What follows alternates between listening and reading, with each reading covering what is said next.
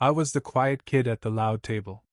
The one they asked to go play in the other room when the conversation got interesting. The one who noticed every tone shift, every forced laugh, every sudden silence, especially when my name was mentioned. Don't let her hear that, she's sensitive. Be careful what you say, he's got that soft heart. They said it like a compliment. It wasn't. It was a muzzle. A polite exile.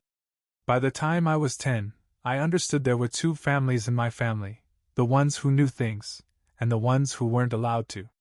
And I was always in the second category. Even my older brother, Nathan, used to tell me, "You're too emotional for this stuff. You'd take it personally." Which, funny enough, I did. But here's the thing about being left out, you notice everything. I learned to listen through walls. I recognized the pattern of lies in a glance. I could tell when someone's smile was hiding something, especially Mom's. She had this way of laughing too quickly, like she was trying to cover a bruise with glitter. My first real clue that something was wrong came when I was 12. We were at Grandma's birthday party, the big one, her 80th, and everyone was there. My Aunt Eleanor got a little drunk and kept asking my mom if she'd ever tell them what really happened. "Now's not the time," Mom hissed. I remember the way her jaw tightened. Then Eleanor pointed right at me, glassy-eyed and loud, and said, "If she ever finds out, you're the one who'll have to explain it." That sentence echoed in my head for years. What was there to find out? They laughed it off the next day. Said Aunt Eleanor had one too many Chardonnays. But I started collecting moments like that. Little clues. Half sentences. Vibes no one else seemed to pick up on. The second clue came in high school, during a family photo project. I noticed something weird. There were barely any baby photos of me. Nathan had albums, trophies, drawings, hospital bracelets. Me? Just one framed photo on a dusty bookshelf and a couple of blurry shots with someone I didn't recognize holding me. When I asked, Mom said, "You were always camera shy, honey." But I wasn't. I loved photos. I begged for them. That was when I started to really doubt. But I never had proof. Until the day Aunt Eleanor died. It was sudden, a heart attack in her sleep. I wasn't close to her, but I always felt like she knew something. And that night, I got an email. A mass email from my cousin who was handling funeral stuff. Times, locations, food coordination. Nothing weird, except I wasn't supposed to be copied on what came next. An email thread between my mom, Nathan, and two other relatives I barely knew. They were replying to each other, but not to me. The subject line read, "Do we even tell her?" That stopped me cold. I clicked. Nathan had replied, "She was never supposed to know." We all agreed. Mom said she wouldn't ask questions. Then my mom wrote, "We can't let her read the will before we explain. If she finds out from the lawyer, it's going to blow everything open." One more reply from a name I didn't recognize, a cousin from out of state. "Honestly, I still don't understand why no one told her she's not actually." It cut off. The next message had no context. The thread broke. I sat there, reading it over and over, heart pounding. Not actually what? Who was I? What was in the will? And why were they scrambling to hide it from me? I didn't sleep that night. I kept staring at the email, scrolling back and forth like maybe one more read would make it make sense. I kept whispering the line over and over. "She's not actually." Not actually what? Not actually family? Not actually my mother's child? Not actually alive? I knew better than to go directly to my mom. She would just smile, pour tea, and say something like, "You always jump to the worst conclusions, sweetheart." And then somehow make me feel like the villain for even asking. So I went through the cousin thread. There were 4 names on the email chain: Nathan, Mom, and Cheryl, and someone named Lila Bennett. I didn't remember Lila. Maybe met her once at a funeral or wedding when I was a kid. But she was the only one who hadn't replied in the chain, and she was the only one who hadn't tried to hide it. So I took a shot. I wrote, Hey, I think I got copied on something I wasn't supposed to see. And I think I deserve to know what it means. Can we talk? Please, she replied 4 minutes later. Call me. Now. No punctuation. No hesitation. I stepped outside my apartment, heart pounding, and called. She picked up instantly.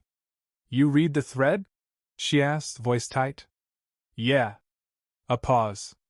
They're not going to tell you. Just so you know. Tell me what? Another pause. Look, I shouldn't even be involved. I barely talk to them anymore. But I always liked you. You asked questions? They hated that. What does not actually mean? I said. Not actually what? Lila sighed. I don't know all the details. Just that there was a situation when you were born. Some kind of deal made. But Eleanor always said it was more complicated than anyone admits. What kind of deal? I think your mom didn't adopt you officially until later. Like years later. I remember overhearing something about papers being forged so no one would find out. The world tilted under me. I'm adopted? I whispered. Not legally. Not at first. Look, I don't know everything, okay? But Aunt Eleanor knew. She said one day it would blow up. Why didn't anyone tell me? Because you were the only one who would feel it. They thought you'd make noise. That you wouldn't know how to keep it quiet. I sat on the curb in front of my apartment, staring at the cracks in the concrete like they held some kind of code. And the will? I haven't seen it. But if Eleanor left you something, and she might have, your mom is going to bury it. What do I do? Lila hesitated. Find her lawyer. She had one of her own. Eleanor didn't trust anyone in this family. She kept everything separate. My mind raced. Do you know his name? Last name's Marcus. Samuel Marcus. Office is in Brentwood, above that diner with the red awning. I ended the call and stared out into the night. My mother didn't tell me. My brother didn't tell me. No one thought I could handle the truth, just like always. But they were wrong. I wasn't the fragile kid anymore. I wasn't going to let them control the story. Not now. Not when I was finally close to the truth. The Marcus Law Office didn't have a receptionist. It didn't have background music or air conditioning either. Just a quiet, humbling stillness, like truth settled in the corners of the room and refused to move. I gave my name, showed my ID, and was ushered into an office that looked like it hadn't been redecorated since 1983. Dusty law books lined the shelves. A rust-colored chair sat across from a desk covered in neatly stacked folders. Mr. Marcus himself looked like he'd been carved out of oak and stubbornness. He waved me in. You're the niece, he said, like he already knew everything. Yes. I think Aunt Eleanor left something for me. She did. He reached into a drawer and placed a thick envelope on the desk. She left instructions. If you ever showed up here asking questions, I was to give you this. Only you. Not your brother. Not your mother. He slid it across the desk, eyes never leaving mine. She said, if she comes here, she's ready. I swallowed hard and opened it. Inside, a handwritten letter. Behind it, a copy of Aunt Eleanor's will. My name was on both. The letter was short, but every word was a blade. If you're reading this, it means they kept the lie. I hope they wouldn't, but I know how this family operates. You always asked the right questions, they just didn't like the answers. I'm sorry I couldn't tell you myself. But I've left you something. Something they thought was gone. Look for the name Rebecca Quinn. That's where your truth starts. Rebecca Quinn? My hands shook. I flipped through the copy of the will. Page 3. There it was. To my niece, my full name, I leave the contents of the safety deposit box at Greenhill Bank, registered under the legal name, Rebecca Quinn. Legal name. My pulse stopped. I had never heard that name in my life. But if Eleanor was using the word, legal, that meant something huge. Something permanent. Something papered and signed and buried. Mr. Marcus leaned forward. She set up that box almost 20 years ago. Paid the storage fees in advance for decades. She told me no one else was to access it. Not even your mother.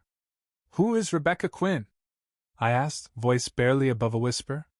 Marcus folded his hands. If I had to guess, someone your mother worked hard to erase.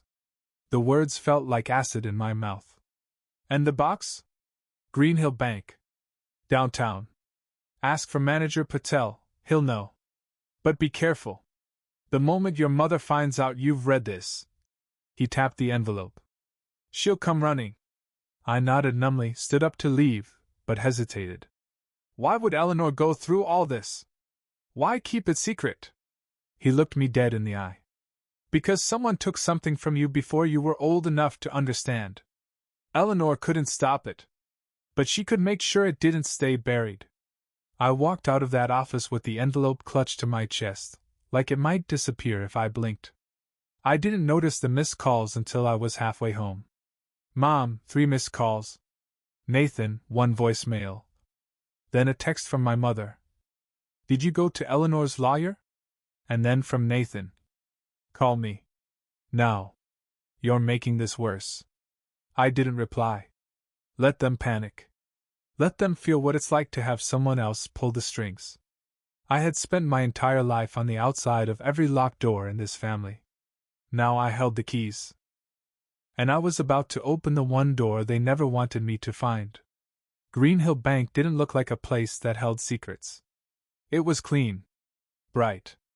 The kind of place with a popcorn machine in the lobby and a pen on every chain.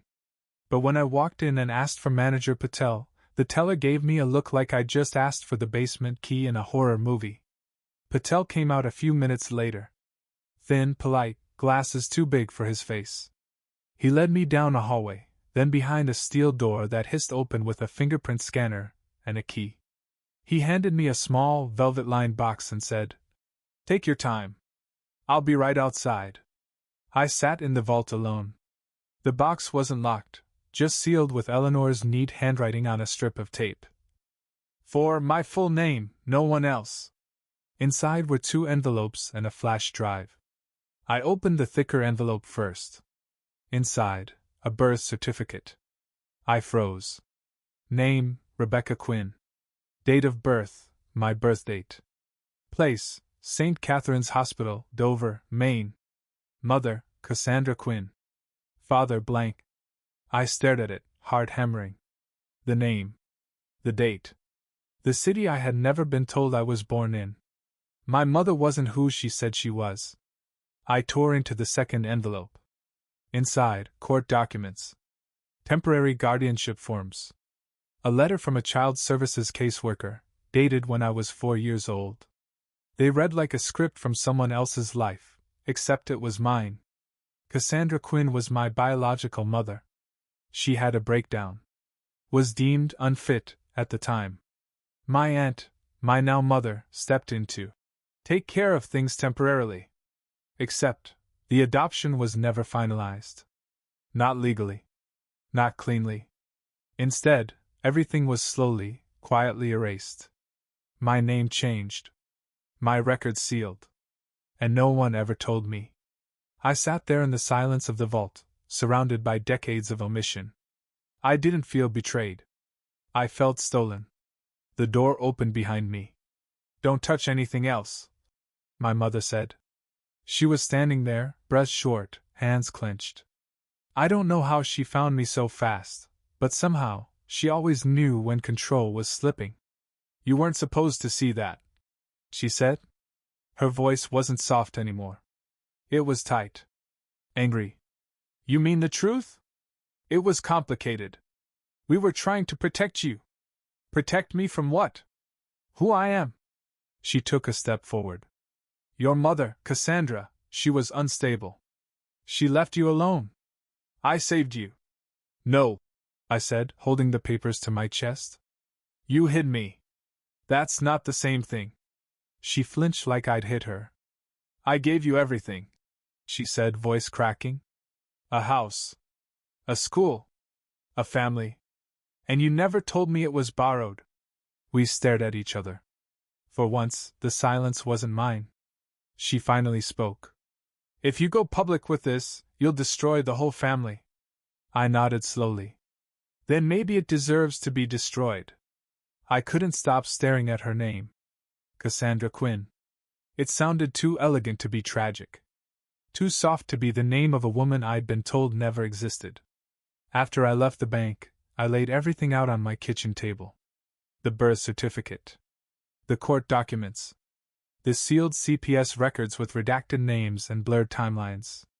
My life, laid out in 8.5 by 11.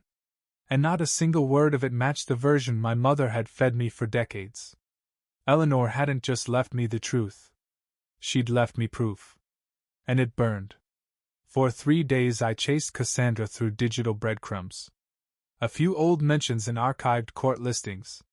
A reference to postpartum psychosis from the 90s. A care home payment listing under a state mental health program. And then finally, Dover Pines Assisted Living. 57 years old. Resident since 2011. I stared at the listing for a long time. If she was there, it meant she'd survived. But what kind of life had she been allowed to live? I called. A nurse answered. When I told her my name, she went quiet. I think I'm her daughter. Her tone shifted. Would you like to come see her? Yes. I didn't tell anyone where I was going. Not Nathan. Not my mother. I didn't want them to try and stop me, or worse, explain it away. The drive took 3 hours. The road blurred into a haze of trees and signs I didn't read. My hands were sweating the whole way. The facility was clean, quiet. A little too quiet. They checked my ID, buzzed me in. She's waiting in the garden room, the nurse said. I turned the corner, heart thudding. And there she was. A woman with silver-streaked hair, sitting by a window that overlooked a dying patch of roses. She looked older than 57. But her eyes, pale green, watery but sharp, were mine. She turned toward me like she'd heard me breathing from across the room. I was wondering when you'd come, she said. I froze. You know who I am? She nodded slowly. Of course. I never forgot you. They just made me say I did. I sat down in the chair across from her. You're my mother. She let out a sound, half laugh, half sigh, like a pain she'd carried for decades just loosened. They told me I'd never see you again. Said you were better off without me. That you were too young to remember. But I remembered. Every day. I looked down. They said you abandoned me. That you were unstable. Her eyes welled up. I was sick. I won't lie. I had a breakdown after the birth. I wasn't ready. I didn't have support. They said they'd take care of you for a while. Said I could recover. But when I got better, the door was already shut. Did you try to find me? She reached into a drawer beside her and pulled out a box. Worn edges. Faded tape. Inside, envelopes. Dozens of them. Each one was addressed to me, but never sent. Wrong names. Wrong cities. Returned to sender. Unopened. I wrote every year. On your birthday. On Christmas. On Mother's Day. I tried. I begged for updates. But they said you didn't want to know me. I blinked hard, trying not to cry. They lied to both of us. I said. She nodded, brushing a strand of hair behind her ear. And I let them. I gave up. Because I thought, if you were happy, maybe it was worth it. I couldn't speak. We sat in silence. A silence full of everything I was never told. Every photo I never saw. Every hug I never got. Finally I asked, Can I visit again? She smiled, soft and cracked at the edges. I'd like that. When I walked out of the building, the sunlight hit different. Sharper. Warmer. Real. I wasn't lost anymore. But I wasn't finished either. My mother had stolen my name, my past, and my family history. And now I was going to take it back. For 3 days I lived between two versions of my life. The one I knew, full of birthday parties I never remembered, photos I never saw, names that didn't belong to me.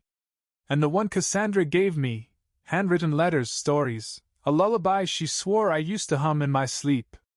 She had a photo of me in her wallet. Worn. Folded. Carried like a wound that never healed. She hadn't forgotten me. They had just made sure I forgot her. On the fourth day, I told Nathan. He arrived angry, like he was expecting a fight. You went behind Mom's back? I found Cassandra, I said. She's alive. His face drained of color. She what? But Mom said, she said Cassandra disappeared. No. She was hospitalized. Postpartum psychosis. She got better. But Mom made sure no one knew. And then she changed everything, my name, my records, my life. Nathan sat down, hard. She said you were too young. That she saved you. I nodded. That's the story she chose. Not the truth. He didn't speak after that. Just stared at the floor like it could give him answers. That's when the text started. Aunt Marie, whatever you're digging up, don't bring it to the gathering. Uncle Ray, heard you've been investigating things. Your mom's a wreck. Cousin Jenna, is it true? Cassandra is alive? I hadn't even said anything yet, and still somehow I was already the problem. But they didn't get to control the narrative anymore. So I made a choice. I printed everything. The will. The birth certificate. Court records. Sealed guardianship papers. Child services filings. Cassandra's letters. Then I sent a simple message to the family thread. Yes, I'll be at the gathering. I have something I need to share. No emojis. No tone. Just fact. The gathering was at my Uncle Rob's house. Plastic chairs. Folding tables. People holding paper plates with ribs and deviled eggs, laughing in that loud, shallow way families do when secrets are suffocating the air. I arrived with a manila folder and silence. People looked at me like I had brought a storm in my pocket. Mom spotted me and came fast. I thought you weren't coming, she said, voice tighter than her smile. I changed my mind. She stepped closer. Don't do this here. You mean don't undo what you did? Her eyes flared. This isn't the time. Don't humiliate me. I held up the folder. I'm not here to humiliate you. I'm here to tell the truth. You don't know what you're doing. I do. For the first time in my life, I actually do. She reached for the folder. I pulled it back. You always said I was too sensitive. That I couldn't handle the truth. But what you really meant was, you couldn't handle me knowing it. She looked stunned, like the script had been rewritten mid-scene. I stepped past her and climbed 2 steps onto the patio. The yard fell into a hush. The kind that settles when something real is about to happen. I know this isn't how these things usually go, I said, voice steady. But before the drinks get poured and the gossip starts, I want to tell you something. Something most of you were never meant to hear. I opened the folder. And for the first time in 26 years, I was no longer silent. The first thing I pulled out of the folder was the birth certificate. Some of you know parts of this story, I said. Most of you were told to forget it. Or never heard it at all. The paper shook slightly in my hand, but my voice didn't. This is my birth certificate. It doesn't say mother's name under mother. It says Cassandra Quinn? Gasps. Chairs creaked. Someone coughed. Uncle Ray whispered something to Aunt Marie, who was already shaking her head. I held up the guardianship form next. This is the court order from when I was 4. Cassandra had a breakdown. She was hospitalized. And the woman I've called my mother for 26 years took temporary custody. That custody was never legally finalized. I flipped pages. This is a letter from the social worker. This is the letter Eleanor left me in her will.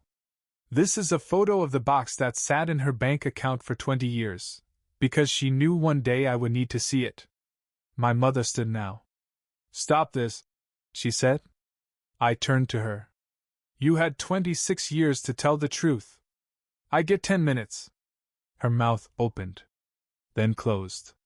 This, I said, lifting Cassandra's unopened letters, is a box of mail she sent me every year. They were returned. Not because she forgot me. Because you hid me. My voice cracked, but I didn't stop. You told everyone I was too sensitive. That I couldn't handle hard truths. But what you really meant was, you didn't want me to know I wasn't yours to begin with. Nathan stepped forward then, awkward and pale. I didn't know, he said, loud enough for everyone to hear. I mean, I thought she was dead. She's not, I said. She's living in Dover. She remembers everything. My mother pointed at me. You don't know the full story. She was dangerous.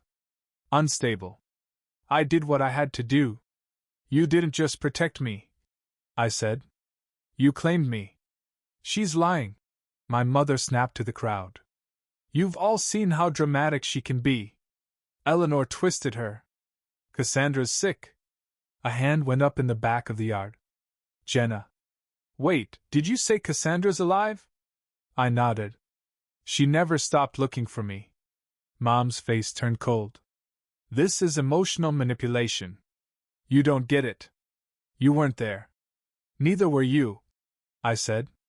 You were just first to fill in the silence. Then came the moment no one could have scripted. A car door slammed on the driveway. A nurse stepped onto the lawn, slow and careful. And beside her, Cassandra. Older. Thinner. But standing. Gasps again. The room froze. My mother's hand went to her chest like someone had stabbed her in reverse, taking something out instead of putting something in. Cassandra didn't speak right away. She just walked until she was close enough to be seen, but far enough to not collapse. And then she looked at me. I told you I'd be there if you needed me, she said. She turned to the crowd. I didn't abandon her. I was sick. But I got better. And by the time I came back, she was gone. Because someone took her and never let go. Everyone stared. Silent. No one moved. Not even my mother. And in that moment, surrounded by people who once looked through me, I didn't feel weak. I felt true. The yard cleared slowly, like fog lifting from a bad dream.